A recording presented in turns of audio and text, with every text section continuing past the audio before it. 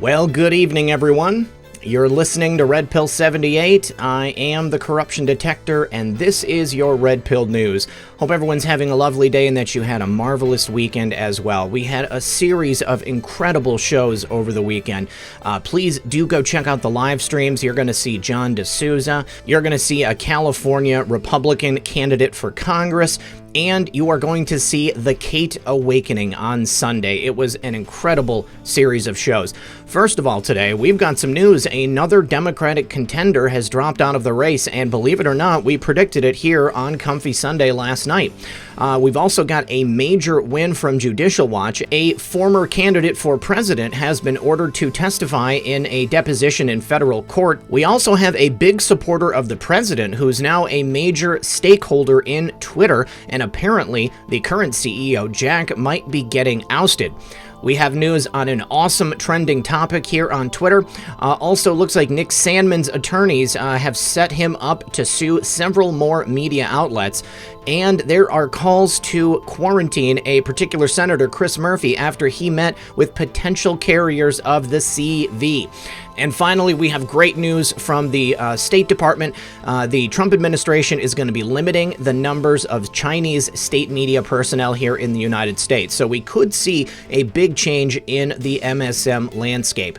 All right, guys, so we've got all this and maybe a few more things. So please do sit back, relax, grab your popcorn, and we'll be right back after a brief word from our sponsor. If you or your family become trapped in your homes because of the recent events taking place around the world, your best friend just might be the solar water heater. Now, the solar water heater is an amazing new device that allows you to heat and boil water outdoors simply using sunlight. This is your last chance to get it for 15% off on the new 2020 model before they sell out. Take advantage now and give the perfect gift to the outdoorsman or survivor in your life.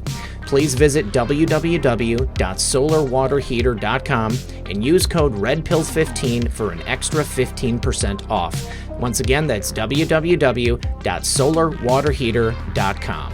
And remember, when you support my sponsors, you support this channel. All right, guys, thanks for sticking around. First of all, today, as predicted by Methods and myself last night, Amy Klobuchar is ending her Democratic presidential campaign, and she plans to endorse Joe Biden. So another one bites the dust. The Democratic field is narrowing down to a pretty slim few, whereas it was once well overcrowded with something like 20 people vying for the Democratic nomination. So now the DNC field is down to Biden, Sanders, Warren, Gabbard, and Bloomberg. Mike Bloomberg just might buy his way into the Democratic nomination. Although he has a troubled past, he has enough money to buy the party, and we know that if you've got money, it can get you a nomination. But however you slice it, whoever is the nominee once we get to November, I believe it will make for good theater. I think that Warren has too many problems. I think that Sanders will not be allowed to snag it. I think that Gabbard will not be allowed to snag it. And I think that Biden is not in good enough health to go ahead and secure it. Certainly doesn't have the votes of the people. Now, Bloomberg doesn't have the votes of the people either. But if we get to the DNC convention and he's able to kind of force a brokered convention, which is what the reporting on this says that he's looking to do, it might end up being him and Trump, and then he'll think that he can just buy his way into the White House with advertising and whatnot. I did not get a chance to see his speech last night on NBC and CBS, but I will see if I can go ahead and pull up a clip and give you some thoughts. Well, apparently he didn't have much good to say because I can't even find it archived anywhere, so probably nothing we need to worry about. This right here, however, this is the big news of the day. Now, Methods includes a tweet from Tom Fitton of Judicial Watch, and he says, via Sean Langill, the court order requires Hillary to sit for a deposition within 75 days as part of the discovery process into the use of her private server. So, Judicial Watch has been attempting to get HRC under deposition for quite some time. And right here, Tom says, federal court orders deposition of HRC on emails and Benghazi attack records. Rules that prior testimony left more questions than answers. This is incredible news.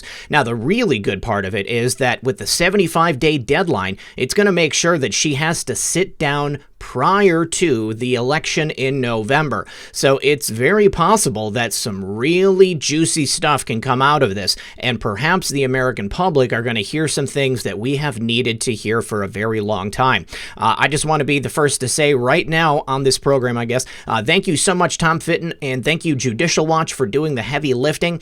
This is something that America has been in dire need of for years.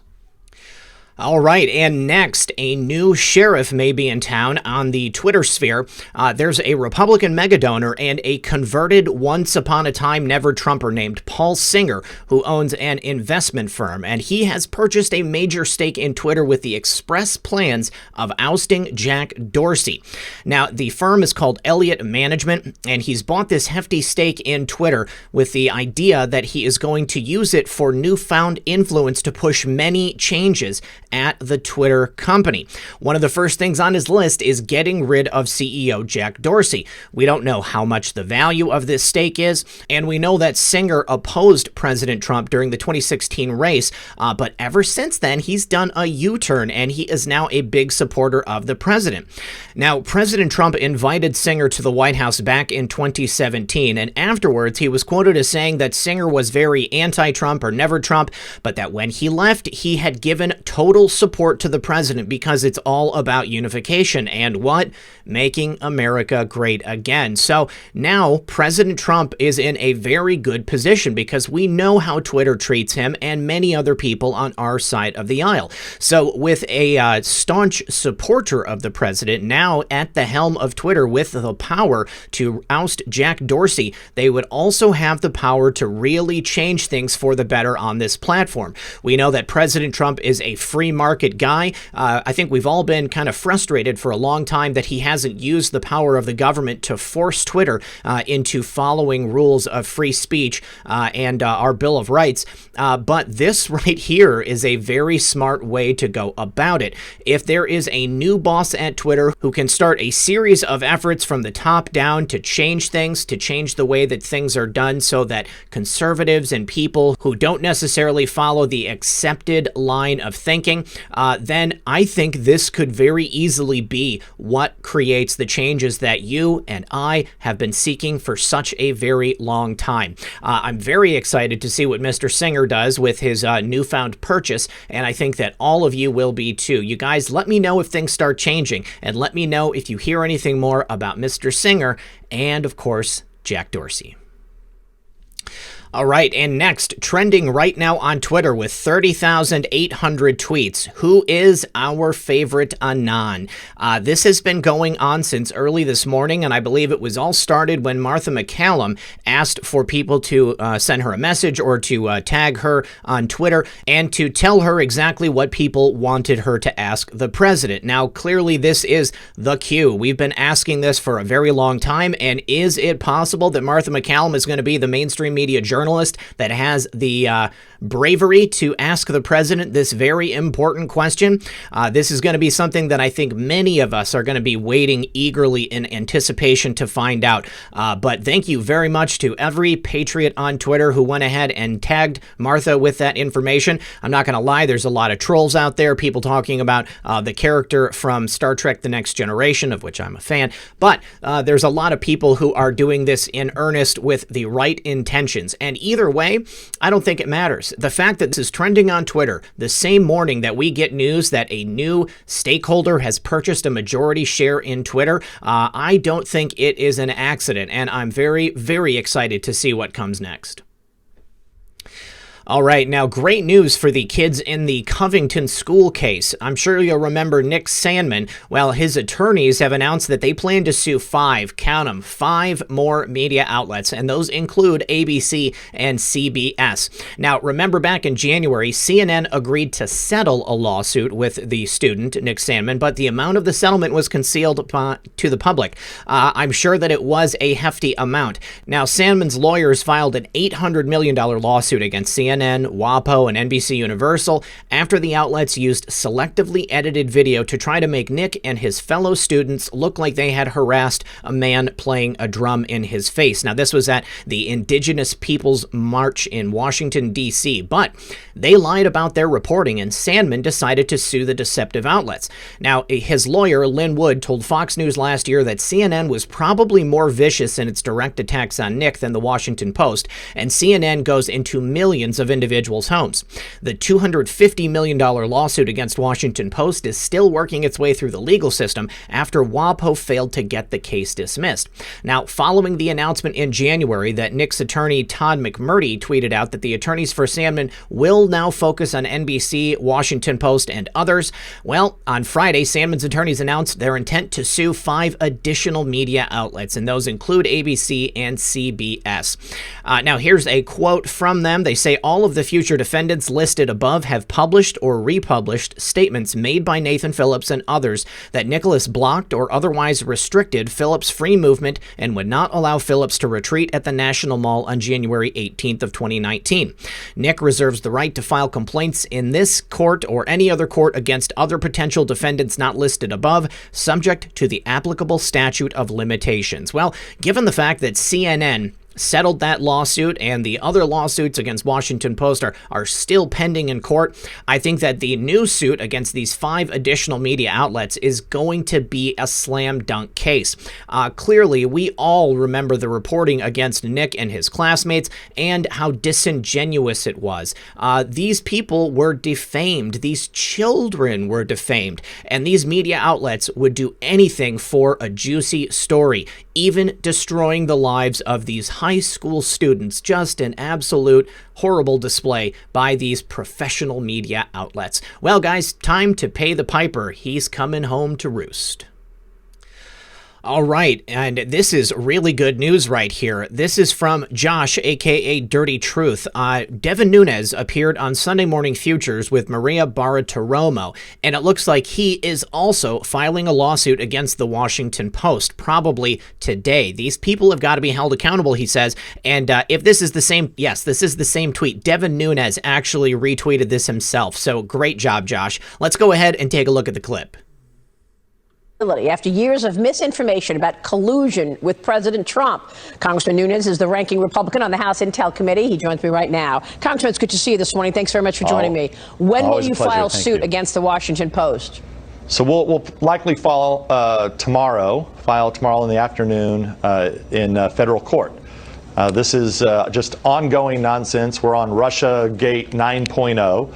A lot of people forget because the narrative was the new Russia hoax that started about 10 days ago, 2 weeks ago, fell victim to the new narrative about coronavirus and then blaming Trump. But the mainstream media continues to go about their normal pace of creating narratives and then going out and selling them to the American people, and they hope that we forget. But, you know, unfortunately for me and for the American people, these fake news stories live on. And what the Washington Post, did to me once again is there's no explanation for it. I never talked to President Trump about Admiral McGuire. I didn't go to the White House. None of this was true. It was all invented by someone. So look, I don't know if the Washington Post was conspiring with the Democrats to make up this fake news story, but they'll have a chance next week to meet me in federal court. And once again, I'll make this prediction. The Washington Post will be nowhere to be found. Anytime you try to hold these fake news companies accountable, they do everything but meet you in federal court. Well, so they'll stall, they'll delay, but ultimately we'll hold them accountable. What happened to your suit against CNN? I mean, they're going to say free speech. Yeah, well, that's still ongoing, right? That's a good example. Just a few months ago, after their impeachment hoax blew up in the House of Representatives, what did they do? They said that I was doing nefarious things in Vienna, Austria, when in fact I had proof that I wasn't in Vienna, Austria when they said that I was there. This is a very similar case in that they said that I spoke to the president, went to the White House and spoke to the president about Admiral McGuire. Look, I was in Tulsa, Oklahoma on the days in question. All the Washington Post had to do, Maria, is real simple. All they had to do is go to my social media. There's hundreds and hundreds of witnesses in Tulsa, Oklahoma. I wasn't talking to the president of the United States. I absolutely love Devin Nunes, and I am so happy that he is finally standing up to these MSM hacks. These people have been lying for years, and they have been squarely putting conservatives in the crosshairs, doing anything they can to discredit them, doing anything they can to dethrone them, and now Devin Nunes, like Nick Sandmann and his lawyers, are finally taking action. This type of thing should not be allowed to take place. If you are a mainstream media personnel and you have been part of this lie machine for however long you've been there, then please start to think a little bit differently about your responsibility to the American public and to the servants of this country. Devin Nunes, thank you so much. All right, guys, now I'm sure that everyone has seen the coverage about the way things are going health-wise in Iran. Well, I'm sure you will also remember that Senator Chris Murphy had a clandestine meeting with the leaders of that regime. Now, considering the fact that so many people there are infected with the CV and they met directly with Chris Murphy, it's very possible that the sickness which has struck that nation could have been passed on to Senator Murphy. So there are growing calls to quarantine him. Now at that meeting with Senator Murphy were some other senators as well. Looks like there was Senator Menendez, Senator Van Hollen, and former Secretary of State and presidential candidate John Kerry. Now, Senator Murphy has a habit of supporting the leaders of that regime, and he has openly admitted to that meeting, which took place in Germany. And like I said at the beginning, the people and the leaders of that nation have been hit hard by the CV outbreak. As of Monday, there have been 1,501 cases reported there and over 66 people who have expired. And when you take a look at it, it's probably a lot worse than what they're reporting.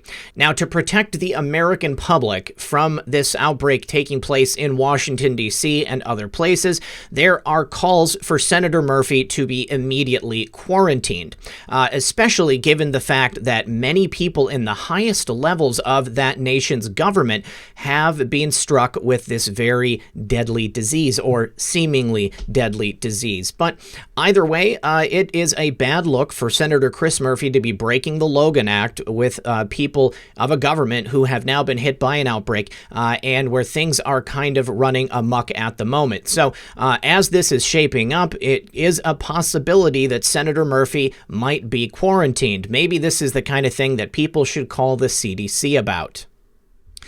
All right, and a follow-up to a story that we discussed last week. The U.S. State Department has ordered a cap on Chinese state media personnel. They're going to force a reduction from 160 to 100 employees. Now, the administration is ordering China's major state media companies to sharply reduce the ranks of Chinese nationals in the U.S. in retaliation for years of tightening restrictions on American news by Beijing. State Department officials announced Monday that a personnel cap is being imposed on 4 Chinese state media companies, forcing them to reduce their employees in the U.S. to 100 in total. That's down from 160. Now, one thing I was hoping when looking at this story from last week was that they were going to be able to identify American mainstream media personnel who have ties to the Chinese government. Now, that's still something that very well could be in play, but this is a wonderful start, getting the numbers down almost by half. Very good look for the State Department. I think it's very smart. If this government is not going to allow us to have a media presence there so that we can honestly report, then I don't think that they should have as strong of a presence here in this market, especially when they're over here and they are spreading propaganda, trying to disrupt our very way of life. So thank you very much, Secretary Pompeo, and thank you very much to everyone working on behalf of the Patriots. All right, now, as an aside, there is another Republican contender against Nancy Pelosi in California. Her name is Deanna Lorraine, and she is definitely squarely in the MAGA category. You can see from her hashtags and the information provided in her bio. Now, I had hoped to get Deanna on the program prior to tomorrow's primary, but it's looking less and less likely that that's going to happen. But I did want to make sure that I informed any of my viewers governors in California and San Francisco specifically about the fact that Deanna is running as well, so that you guys can make up your own minds about who to vote for. We know that we had John Dennis on the program on Friday. That was a great conversation. I am really looking forward to also having a conversation with Deanna.